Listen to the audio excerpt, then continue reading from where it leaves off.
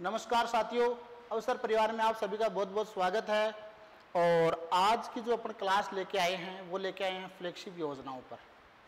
गुरुजी, ये फ्लैगशिप योजनाएं होती क्या हैं? देखो जी, बात ऐसी है, सरकार चलाती है बहुत सारी योजनाएं आम जनता के लिए, आम आदमी के लिए। अब सरकार जितना भी लाभ जनता को देती है, आम आदमी को पहुंचाती है, वो अलग अलग योजनाओं के माध्यम से पहुंचाती है। बुजुर्गों के लिए अलग योजनाएं होती हैं, महिलाओं के लिए अलग योजनाएं होती हैं, युवाओं के लिए अलग योजनाएं होती हैं और नवजातों के लिए अलग योजनाएं होती हैं। जो अभी अभी कोई जन्मा है ना, उसके लिए भी सरकार कह रही है, ले राजा तू खुश रहे, ले बेटा तू खुश रहे, या बिटिया तू खुश रहे, तेरे लिए भी अलग से योजनाएं हम चला रहे हैं। यानी सभी वर्गों को खुश रखने का काम सरकार जो करती है वो विभिन्न योजनाओं के माध्यम से ही करती है। अब सरकार के साथ क्या होता है कि सरकार इन बहुत सारी योजनाओं को चलाती है, लेकिन कुछ योजनाएं सरकार की नज़र में ज़्यादा महत्वपूर्ण होती हैं। तो सरकार की नज़र में जो योजनाएं ज़्यादा महत्वपूर्ण होती हैं, उन योजनाओं के लिए सरकार एक अलग से कैटेगरी बना देती है, जिसका नाम वो रख देती है फ्लैगशिप योजनाएं। अब इस फ्लैगशिप योजना में जो भी सरकार के द्वारा योजनाओं को डाला जाता है, सरकार सबसे ज़्यादा ध्यान उन पे देती है। सरकार को लगता है कि आम जनता को सबसे ज़्यादा लाभ पहुंचाने के लिए, या जो वर्तमान जो मुद्दे समस्याएं हैं उनसे निपटने के लिए विशेष रूप से इन योजनाओं पे तो अपने को ध्यान देना ही देना चाहिए। इसलिए सरकार क्या करती है, कुछ योजनाओं को फ्लैगशिप योजना में डाल देती है। वर्तमान में सरकार द्वारा या राजस्थान सरकार के द्वारा 25 योजनाओं को फ्लैगशिप योजना की कैटेगरी में डाला गया है, जिनकी सीधी निगरानी है वो मुख्यमंत्री कार्यालय या सीएमओ से होती है। यानी सरकार के द्वारा 25 योजनाएं, वर्तमान में सरकार के द्वारा, राजस्थान सरकार के द्वारा 25 ऐसी योजनाएं हैं जिन्हें फ्लैगशिप योजना की कैटेगरी में डाला गया है। सीधी निगरानी है वो कहां से होती है? सीएमओ से होती है। अब अपन एक एक योजना के बारे में आगे पढ़ेंगे। ये वो 10 योजनाएं हैं, 25 योजनाओं में से ये वो 10 योजनाएं हैं जिनकी फंडिंग राज्य निधि या फिर राजस्थान सरकार के द्वारा या राज्य सरकार के द्वारा की जा रही है। यानी जो 25 योजनाएं हैं उनमें से ये वो 10 योजनाएं हैं जो राजस्थान सरकार चला रही है और फंडिंग 100% राजस्थान सरकार के द्वारा हो रही है। इसके अलावा जो बाकी की जो 15 योजनाएं हैं वो ये हैं, इनकी फंडिंग है वो केंद्रीय निधि से, या फिर हो सकता है 100% केंद्र दे रहा हो सकता है 75-25 का रेशियो हो सकता है 60-40 का हो सकता है 50-50 का वो जरूरत के हिसाब से कुछ भी हो सकता है, या फिर जो पहले से उनका तय किया हुआ है। ये वो 15 योजनाएं हैं जो केंद्र सरकार द्वारा चलाई जा रही हैं, लेकिन राजस्थान सरकार के द्वारा अपनी जो 25 फ्लैगशिप योजनाएं हैं उनमें इनको शामिल किया गया है। अब बात कर लेते हैं अपन, सबसे पहली जो योजना है अपनी कर्म भूमि से मातृभूमि वर्षा जल संचय की पुनर्जीवित परंपरा। शुरुआत कब हुई थी? 15 जनवरी 2025 को इसकी शुरुआत की गई थी। शुरुआत कब की गई थी? 15 जनवरी 2025 को जयपुर में इसकी शुरुआत हुई थी। केंद्र सरकार का एक प्रोग्राम चलता है, नाम है कैच द रेन। एक अभियान केंद्र सरकार के द्वारा चलाया गया, कैच द रेन। यानी वर्षा का जल जो खराब हो रहा है, बेकार में ऐसे ही बह रहा है भाई, बारिश के समय जो जल, अगर एक तो अपन उसको स्टोर कर लें, अगर स्टोर नहीं करेंगे तो वो थोड़ी देर में मिट्टी में मिलकर सूख जाएगा। तो उससे बचाने के लिए कैच द रेन, यानी उस वर्षा के जल को अपने को क्या करना है? कैच करना है, उसको स्टोर करना है। ये योजना किसकी है? केंद्र सरकार की। उसकी तर्ज पर राजस्थान में कौन सी योजना चली? कर्म भूमि से मातृभूमि अभियान की शुरुआत की गई थी। इसके तहत क्या किया गया था? इसके तहत ग्रामीण क्षेत्रों में, अपने को याद रखना, ग्रामीण क्षेत्रों में 45,000 रेन वाटर स्ट्रक्चर का निर्माण किया जाएगा 2027-28 तक। ग्रामीण क्षेत्रों में 2027-28 तक 45,000 रेन वाटर स्ट्रक्चर का निर्माण किया जाना प्रस्तावित है। किसके द्वारा? राज्य सरकार के द्वारा। वर्तमान में ये योजना कहाँ चल रही है? 6 जिलों में। वर्तमान में ये योजना कहाँ चल रही है? 6 जिलों में ये योजना चल रही है। वो जिले कौन कौन से हैं? एक तो जयपुर, दूसरा जोधपुर, तीसरा भीलवाड़ा, चौथा कौन सा है भाई, पाली, पांचवा कौन सा है, सिरोही, और छठा झुंझुनू। ये वो 6 जिले हैं जहां पर वर्तमान में कर्मभूमि से मातृभूमि अभियान चलाया गया है। हो सकता है भविष्य में इसको बढ़ा करके आगे और जिलों में भी चला दिया जाए, लेकिन वर्तमान में अपने को ये 6 याद रखने हैं। याद रखने वाली इसमें जो मेन बातें हैं अपने, ये 2 ही हैं। कौन सी है, एक तो ये क्या कह रहा है, 45,000 रेन वाटर स्ट्रक्चर बनाए जाएंगे। कितने जिलों में बनाए जाएंगे, 6 जिलों में इस योजना को चलाया गया है और 2027-28 तक बनाने का लक्ष्य रखा गया है। चलो 3-4 चीजें कैच द रेन से प्रेरित है। 15 जनवरी 2025 को जयपुर में इसकी शुरुआत हुई थी। 45,000 रेन वाटर स्ट्रक्चर बनाएंगे और 6 जिलों में बनाएंगे। 6 जिले अपन ने याद कर लिए, जयपुर हो गया, जोधपुर हो गया, पाली हो गया, सिरोही हो गया, झुंझुनू हो गया और भीलवाड़ा हो गया। चलिए याद हो गया होगा, आगे चलते हैं। इसी तरीके से एक और अभियान चल रहा है जिसका क्या नाम है, मुख्यमंत्री जल स्वावलंबन अभियान 2.0। पहले एक अभियान चला करता था 2016 के आसपास, यही मुख्यमंत्री जल स्वावलंबन अभियान 1.0। उसमें वसुंधरा सरकार हुआ करती थी, उस समय चला था। इसकी पुनः शुरुआत 2024 में की गई है। 2024 में इसकी पुनः शुरुआत की गई है। बीच में कांग्रेस सरकार आई थी तो थोड़ा डाउन पड़ गया था। तो नोडल विभाग इसका पंचायती राज विभाग है। इसमें क्या है, 20,000 गांवों में 5 लाख जल संचय संरचनाएं बनाने का टारगेट रखा गया अगले 4 वर्षों में। कितने, 20,000 गांव होंगे, 5 लाख जल संचय संरचनाएं बनाई जाएंगे, अगले 4 वर्षों में बनाए जाएंगे, यानी 2028 तक बनाने का लक्ष्य रखा गया है। 2-3 बातें इसमें जो मेन याद रखने वाली हैं, एक तो यही, आप इसको मेन तो इसको याद रख लो, एक इसका उद्देश्य याद रख लो, बोले जल संकट का समाधान और ग्रामीण क्षेत्रों में जल आत्मनिर्भरता। अभी तक अपन ने जो राजस्थान सरकार की जो 2 योजनाएं पढ़ी हैं वो दोनों ही जल से संबंधित है। जल की जो समस्या चल रही है राजस्थान में, पूरे देश में, पूरी दुनिया में, उससे संबंधित ये योजना है। आगे बढ़ते हैं। अगला है अटल ज्ञान केंद्र। अटल ज्ञान केंद्र में क्या होता है कि भाई राजस्थान सरकार चाहती है कि हर वो 3,000 की आबादी से बड़ा गांव, 3,000 की आबादी वाला प्रत्येक जो ग्राम पंचायत है उसमें क्या होना चाहिए, एक अटल ज्ञान केंद्र खोलने का लक्ष्य, टारगेट राज्य सरकार ने रखा है। राजस्थान बजट 2025-26 में सरकार क्या कहती है कि 3,000 से अधिक की आबादी, अधिक जनसंख्या वाले पंचायत मुख्यालयों में अटल ज्ञान केंद्र स्थापित।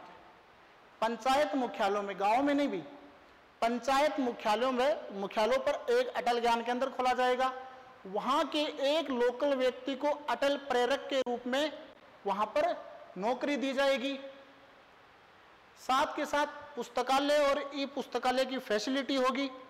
इसके अलावा इसके लिए बजट तय किया गया है, वो किया गया है 500 करोड़ का। ठीक है, 25 दिसंबर 2024 को इसकी शुरुआत हुई थी। सूचना प्रौद्योगिकी और संचार विभाग के द्वारा ये चलाया जा रहा है। नोडल विभाग है इसका, सूचना प्रौद्योगिकी और संचार विभाग है। तो अटल ज्ञान केंद्र में अपन बात करें, शुरुआत हुई थी दिसंबर 2024 में। प्रत्येक ग्राम पंचायत स्तर पर, जिसकी आबादी कितनी होनी चाहिए, 3,000, एक अटल ज्ञान केंद्र खोला जाएगा। वहां पर पुस्तकालय की सुविधा होगी, ई पुस्तकालय की सुविधा होगी। साथ के साथ वहां पर और क्या होगा, ग्रामीण युवाओं को कैरियर मार्गदर्शन और प्रशिक्षण सुविधाएं भी उपलब्ध करवाई जाएंगी। ठीक है जी, ये 2-3 चीजें हैं, ये याद रखना चाहो तो रख लो। 25 दिसंबर 2024 एक अटल प्रेरक की नियुक्ति की जाएगी। ग्रामीण युवाओं को कैरियर मार्गदर्शन और प्रशिक्षण सुविधाएं दी जाएंगी और 500 करोड़ इसका बजट रखा गया है। और ये तो आपको याद रहनी चाहिए क्या, कि आगामी वर्ष में 3,000 से अधिक की जनसंख्या वाले पंचायत मुख्यालयों में अटल ज्ञान केंद्र खोलने का जो लक्ष्य है वो रखा गया है। इसके बाद में आ जाता है अटल प्रगति पथ। 29 मार्च 2025 को युवा एवं रोजगार उत्सव पर सार्वजनिक निर्माण विभाग इसका नोडल एजेंसी है। इसके अलावा अगर घोषणाओं की बात करें तो पहले तो घोषणा ये की गई थी कि 2024-25 में जो घोषणा करी गई थी वो क्या थी कि भाई 10,000 की आबादी से बड़े जो भी गांव होंगे उनमें 1 से 3 किलोमीटर लंबी सड़क बनाई जाएगी। 2024-25 की बजट में ये घोषणा की गई थी कि 10,000 से ज़्यादा की आबादी वाले जितने भी गांव होंगे उनमें 1 से 3 किलोमीटर लंबी सड़कें बनाई जाएंगी। बाद में 25-26 का जो बजट आया था उसमें कह दिया कि नहीं भाई 10,000 वाली जो व्यवस्था है उसको कम करके अपन ने क्या कर दिया 5,000 कर दिया कि कोई भी गांव जो 5,000 की आबादी का है ऐसे 250 गांवों को अपन ने चयन किया है और उनमें अटल प्रगति पथ बनाया जाएगा। उद्देश्य इसका रखा गया है कि भाई ग्रामीण क्षेत्रों में कनेक्टिविटी में सुधार करना। सीधी सी बात है, सड़कें बनेंगी तो शहरों और गांवों के बीच की जो दूरी है वो कम हो जाएगी और गांवों में चलने वाले जो लघु कुटीर उद्योग है उनको भी थोड़ा बल मिलेगा, मजबूती मिलेगी, क्योंकि वहाँ जो वो प्रोडक्ट तैयार कर रहे हैं उसको आसानी से वो शहरों तक पहुँचा सकते हैं और जो शहरी जो व्यापारी लोग हैं वो फटाफट गांव तक पहुँच सकते हैं। ठीक है, तो क्या होगा, रोजगार भी बढ़ेगा, बेरोजगारी कम होगी, सारी चीज़ें होंगी। तो अटल प्रगति पथ क्या है, इसमें सड़कें बनाई जाती हैं। कौन सी बनाई जाती है? गाँव में जो सीमेंटेड सड़कें होती हैं वो। शुरुआत में क्या था कि 10,000 की आबादी वाले गांव होंगे, 2024-25 के बजट में कहा गया था। बाद में कहा नहीं इनको थोड़ा कम कर दो, तो कम करा तो 2025-26 के बजट में कह दिया गया कि 5,000 की आबादी से वाले जो गांव हैं ऐसे 250 गांवों का चयन करा गया और वहां पर अटल प्रगति पथ बनाया जाएगा। आगे चलते, मुख्यमंत्री शिक्षित राजस्थान अभियान 29 मार्च 2025 को कोटा में इसकी शुरुआत हुई थी और इसमें क्या है, कक्षा 3 से 8 तक के बच्चे, कक्षा 3 से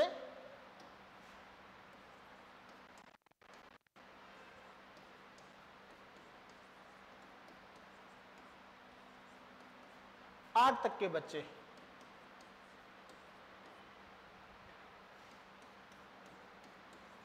गणित, अंग्रेजी और तीसरी हिंदी, इन 3 विषयों में दक्षता आधारित मूल्यांकन किया जाएगा। यानी जो मुख्यमंत्री शिक्षित राजस्थान अभियान है उसमें क्या है, कक्षा 3 से लेकर के 8 तक के बच्चों का क्या किया जाएगा, कौन कौन से सब्जेक्ट है, हिंदी, अंग्रेजी, गणित, ये 3 सब्जेक्ट है जिनमें उनकी विषय में दक्षता आधारित मूल्यांकन किया जाएगा। पहले एक राजस्थान में अभियान चलता था, राजस्थान की शिक्षा में बढ़ते कदम, उसका नाम बदल करके मुख्यमंत्री शिक्षित राजस्थान अभियान कर दिया गया। पहले किस नाम से था? पहले था राजस्थान की शिक्षा में बढ़ते कदम। अब क्या, उस बढ़ते कदमों को अब क्या बोल दिया गया, मुख्यमंत्री शिक्षित राजस्थान अभियान कर दिया गया। मेन उद्देश्य क्या रखा गया भाई इस प्रोग्राम का कि भाई सरकारी स्कूलों में जो नामांकन की जो समस्या आ रही है, सरकारी स्कूलों में बच्चे जो हैं वो बहुत कम एडमिशन जो नए हो रहे हैं वो बहुत कम होने लग गए। तो जो नामांकन की जो समस्या है उसके समाधान के लिए और मुख्यमंत्री उन्हें स्कूलों से जोड़ने के लिए, उन्हें स्कूलों में जोड़ा जा सके और उनका नामांकन बढ़ाया जा सके, अगर बढ़े भी नहीं तो कम से कम और नहीं घटे, उसको स्थायी जो जहाँ है वहाँ पर पहले उसको रखा जाए, ये भी इसमें लक्ष्य रखा है, उद्देश्य रखा गया है। अगला है मुख्यमंत्री स्वनिधि योजना। 15 दिसंबर 2024 को, दिसंबर 2024 को ये शुरुआत हुई थी और ये स्वायत्त शासन विभाग के द्वारा चलाई जा रही है। लाभार्थी कौन है? शहरी क्षेत्र के लिए, शहरी क्षेत्र के लिए वहाँ के जो गिग वर्कर हैं, जो घरों में काम करने वाले जो लोग हैं, भवन निर्माण में लगे हुए जो श्रमिक हैं, दस्तकार हैं, और ट्रांसपोर्ट वर्कर हो गए, होकर हो गए, वेस्ट वर्कर हो गए, रेग पिकर हो गए, इन वर्करों के लिए सरकार ये योजना लेके आई है। और इसमें सरकार क्या कहती है? सरकार कहती है कि हम 3 चरणों में, सरकार 3 चरणों में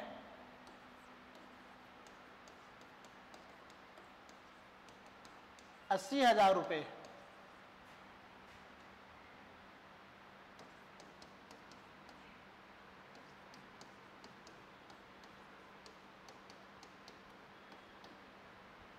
सरकार इन वर्करों को 80,000 रुपये का लोन 3 चरणों में प्रदान करेगी। पहले चरण में कहती है सरकार कि हम आपको 10,000 रुपये देंगे अगर आपने हमें टाइम पे दे दिया।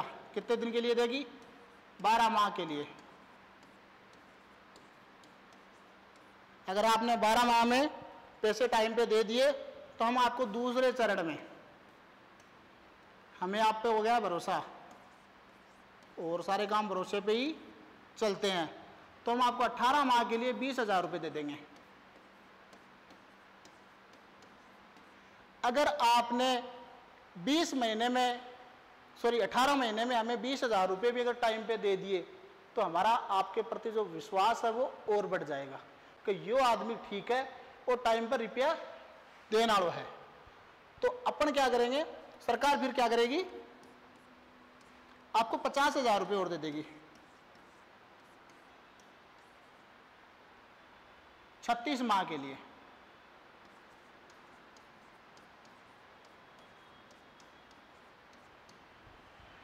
तो ये वो 3 चरण हैं जिनमें सरकार आम आदमी को, आम आदमी नहीं, जो श्रमिक, जो लाभार्थी अपन ने पहले बात करी थी, ये जो गिग वर्कर हैं, ट्रांसपोर्ट वर्कर है, इनको 3 चरणों में पैसा दे रही है।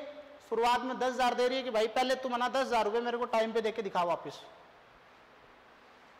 सरकार को अगर टाइम पे दे दिए, बैंक वाले को देंगे, खैर सरकार को तो क्या देंगे, लेकिन फिर वो बैंक के थ्रू ही वो फिर उसको 20,000 रुपये और मिल जाएंगे।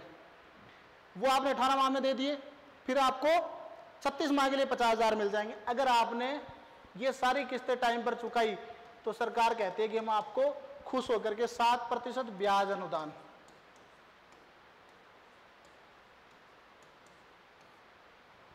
7% का ब्याज अनुदान और देगी। तो मुख्यमंत्री ये जो अपना चल रहा है मुख्यमंत्री स्वनिधि योजना, इसमें क्या है, सरकार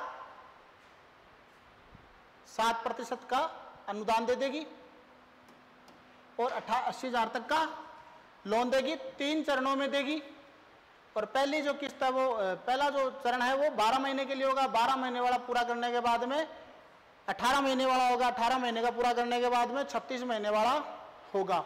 इसके बाद में आगे चलते हैं भाई। आगे अपना आ जाता है मिशन हरियाणा राजस्थान। 7 अगस्त 2024 को हरियाली तीज के अवसर पर, 7 अगस्त 2024 को हरियाली तीज के अवसर पर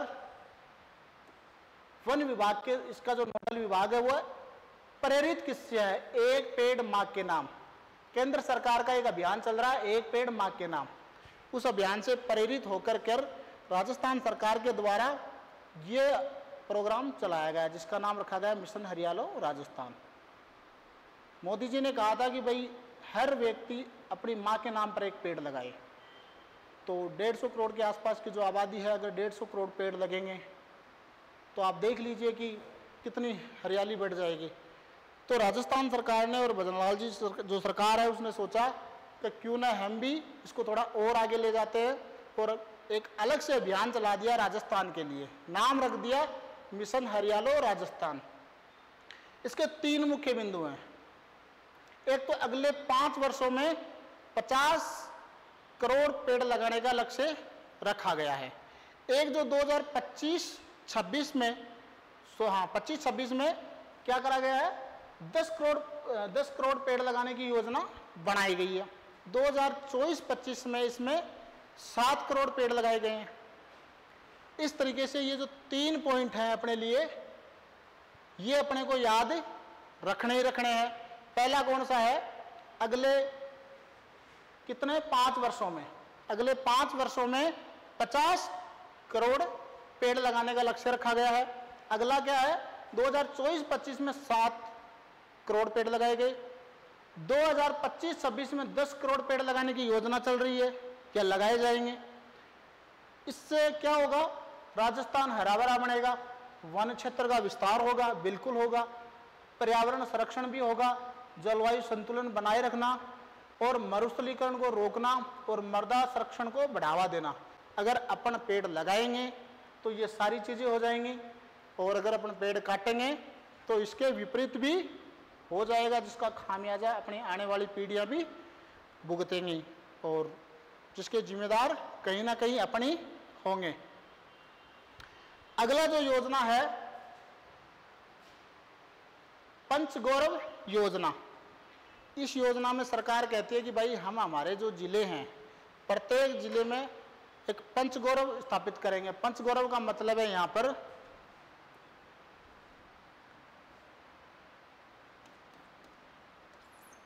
कि सभी जिलों में अपना अपना पर्सनल क्या होगा, एक उपज, एक उत्पाद,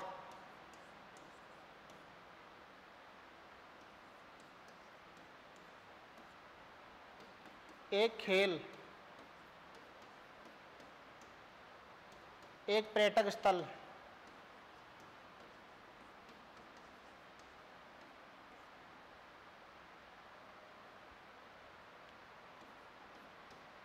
एक उपज, एक उत्पाद, एक खेल होगा, एक पर्यटक स्थल होगा और एक वनस्पति।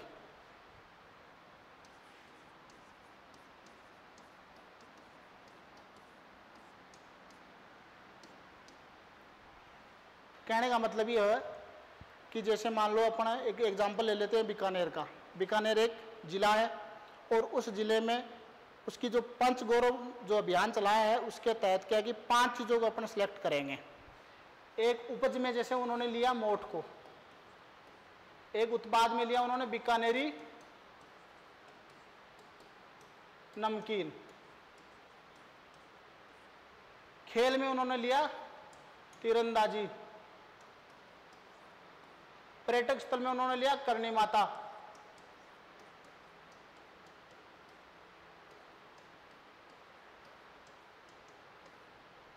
और एक वनस्पति में उन्होंने लिया रोइडा।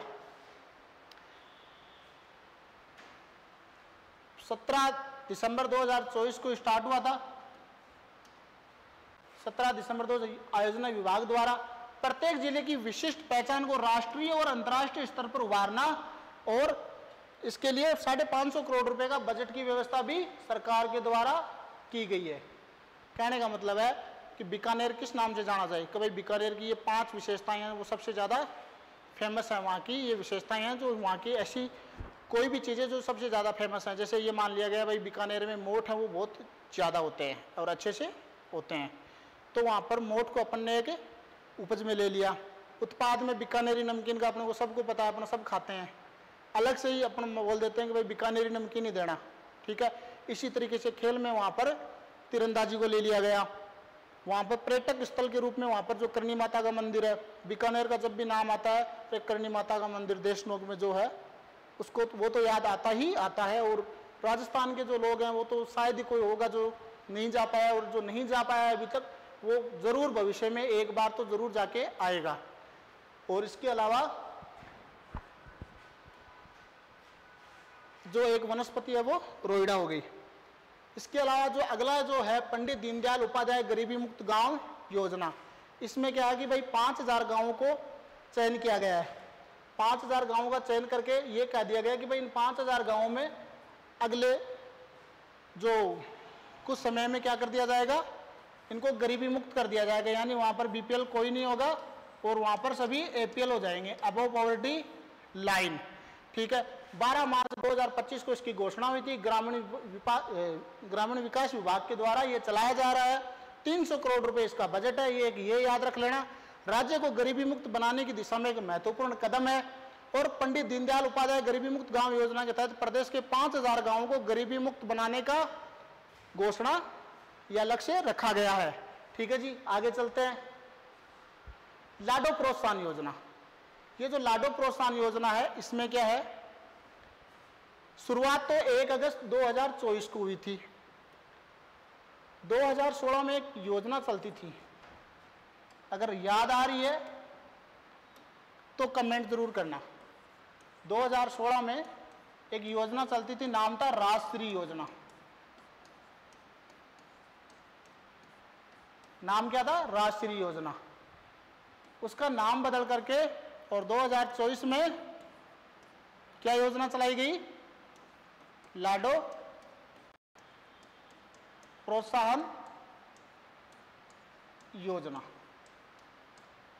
2016 वाली वो वसुंधरा सरकार में थी, उसके बाद में वसुंधरा सरकार के साथ साथ ही राजश्री योजना भी थोड़ी डाउन चली गई। उसके बाद में 2024 में इसे लाडो प्रोत्साहन योजना के नाम से अगस्त 2024 इसको स्टार्ट किया गया है।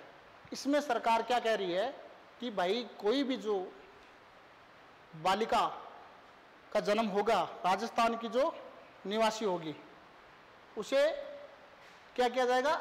अलग अलग 7 चरणों में और 1.5 लाख रुपए दिया जाएगा।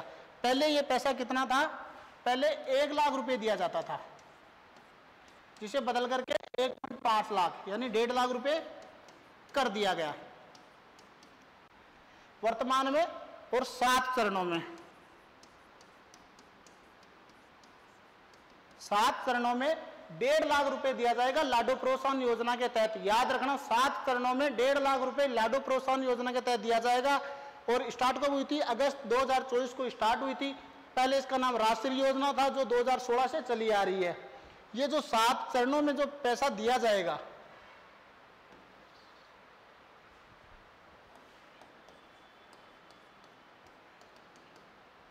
इन 7 चरणों की बात करते हैं। पहला चरण, इसको आप ऐसे समझो कि जैसे अपने परिवार रिश्तेदारी में अगर कोई बच्चा होता है, सबसे पहले जब अपन उससे मिलते हैं तो क्या करते हैं? उसको 200-500 रुपये नेक का देते हैं। वैसे ही सरकार कह रही है कि अगर आपके घर में अगर बालिका का जन्म हुआ है तो हम आपको 5,000 रुपये देंगे। तो जन्म पर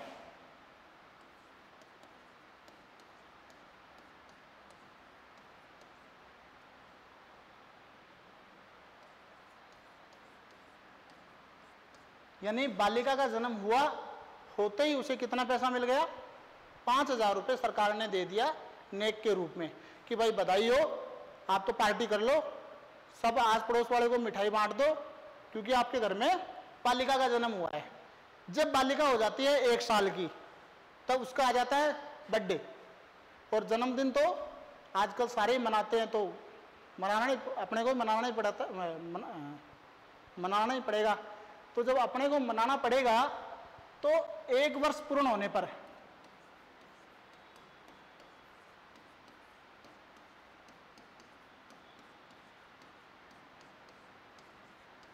फिर से सरकार कह रही है लो जी, फिर ले लो 5,000 रुपये, मना लो बर्थडे। तो ऐसे क्या, फिर हमने जब देने की बात ही कर दी और 1.5 लाख रुपए दे रहे हैं तो फिर ले लो बर्थडे पे, मना दो।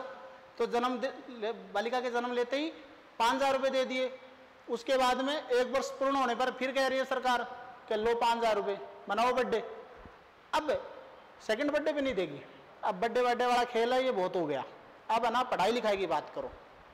तो सरकार कहती है कि भाई कक्षा 1 में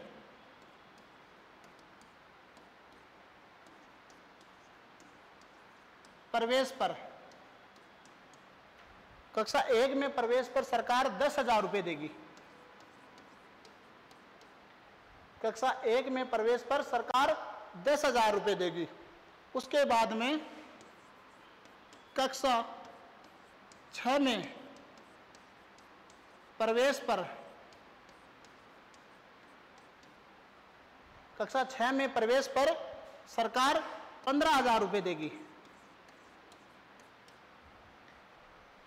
अगर बालिका ने यहीं पढ़ाई रोक दी तो सरकार पैसा भी यहीं रोक देगी, आगे का पैसा नहीं मिलेगा, जितना पढ़ेगी उतना ही मिलेगा। अब अगर बालिका पढ़ती गई, बच्ची पढ़ती रही, तो कक्षा अगर 10 में अगर उसने एडमिशन लिया,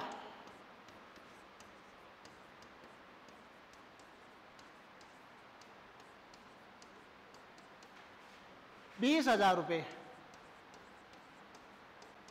कक्षा 10 में प्रवेश लेने पर 20,000 रुपये उसे मिलेंगे। अच्छी बात है। अब भाई आगे, अगर उसने कक्षा 12 में प्रवेश लिया,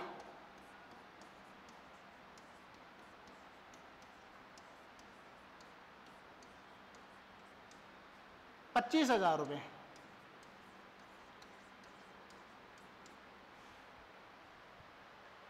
इस तरीके से सरकार टोटल उसे अब तक 80,000 रुपये दे चुकी है। जो बचे हुए पैसे हैं, अगर 12th करके अगर बालिका ने छोड़ दिया तो 80,000 रुपये मिलेंगे। टोटल कितने मिलने हैं? 1.5 यानी 1.5 लाख रुपये। 21 वर्ष पूर्ण होने पर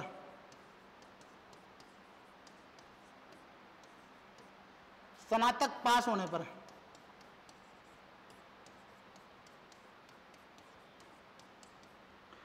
जो बचे हुए 70,000 रुपये हैं वो सरकार एक साथ दे देगी। लो भाई ले लो, हमारी जिम्मेदारी आपकी बच्ची को ग्रेजुएशन तक की थी, हमने करवा दी है, अब आप इसकी शादी करो, इसको आप आगे पढ़ाओ, आगे जो और योजनाएं चल रही हैं उसके तहत अगर कोई लाभ मिल रहा है तो उठाओ। लाडो प्रोत्साहन योजना के तहत हम आपको 1.5 लाख रुपए दे चुके हैं। अब इसमें जो एक महत्वपूर्ण जो चीज़ आपको देखने वाली है वो ये है कि सरकार ने 5-5 हज़ार रुपये यहाँ दिए हैं, लेकिन जो सरकार का मेन टारगेट है ना वो है बालिका के जन्म के बाद में उसको जो स्कूल में उसको दाखिला मिले और वो उसके बाद में वो ग्रेजुएशन पूरी करे। तो सरकार ने ये जो पैसा है वो इस तरीके से डिवाइड किया है, अलग अलग टाइम पर ये पैसा दे रही है कि भाई आपको थोड़े से रुपए दिए पहली कक्षा में एडमिशन पर, आपको अच्छा लगा, आपको ये खुशी होगी कि आपको कक्षा 6 में एडमिशन पर फिर पैसे मिलेंगे। 6 में एडमिशन लिया, घर वाले सोचते हैं अरे वाह पैसे तो मिल गए, चलो इसको 10 में भी एडमिशन करवा देते हैं। 10 में एडमिशन करवा दिया, पैसा मिला, घर वाले खुश, बिटिया खुश। उसके बाद क्या हुआ? उसके बाद में 12th में एडमिशन लिया, फिर पैसा मिला, फिर घर वाले सोचते हैं यार इतने सालों तक इंतजार करने के बाद में 80,000 रुपये मिल रहे हैं, अगर क्यों ना अपन इसको ग्रेजुएशन करवा दें, एक साथ 70,000 रुपये जो बचा हुआ है वो भी मिल जाएगा। तो इस तरीके से, और सरकार का जो मेन टारगेट है, जो महिला साक्षरता जो कम है फिलहाल, उसको बढ़ाना भी इस योजना का मेन उद्देश्य है। अब इस योजना में लाभार्थी कौन हो सकता है भाई? जो राजस्थान का मूल निवासी हो, राजस्थान का कोई भी जो मूल निवासी है वो इसका लाभार्थी हो सकता है। 1 अगस्त 2024 के बाद जन्म लेने वाली बालिकाएं हैं वो इसकी लाभार्थी बन सकती हैं, और राष्ट्रीय कन्या योजना का लाभ प्राप्त करने वाली जो बालिकाएं हैं जिनका अभी ग्रेजुएशन वगैरह होना बाकी है वो भी इस योजना के तहत पात्र मानी जाएंगे। इसके अलावा अगर बात करें अपन, तो अपन देखेंगे ये वो, अब मैंने बात करी ली है भाई अपन ने जो 7 चरणों में 7 किस्तों में 8 मार्च 2025 से ये जो 1 लाख रुपए है इसको 1.5 लाख रुपए किया गया था। इसके अलावा लाडो प्रोत्साहन योजना के तहत क्या है, एक तो बालिकाओं के जो विद्यालयों में नामांकन में आ रही कमी से निपटना इसका एक उद्देश्य है। एक दूसरा क्या है, प्रदेश में बालिकाओं की शिक्षा दर में बढ़ोतरी करना और उन्हें शिक्षा पूर्ण करने के लिए प्रोत्साहित करना। बिल्कुल प्रोत्साहित ही तो कर रही है सरकार, अलग अलग टाइम पे अलग अलग पैसा दे रही है ताकि बालिका अगर उसके मन में भी आए एक बार कि मैं पढ़ाई को बीच में छोड़ दूं तो वो छोड़ ना पाए। ठीक है। इसके अलावा लाडो प्रोत्साहन योजना के तहत शिशु मृत्यु दर में कमी लाना और शिशु लिंगानुपात सुधार करना और संस्थागत प्रसव को बढ़ावा देकर के जो मातृ मृत्यु दर है उसमें कमी लाने का भी जो लक्ष्य है, उद्देश्य है, वो सरकार ने इसमें रखा है।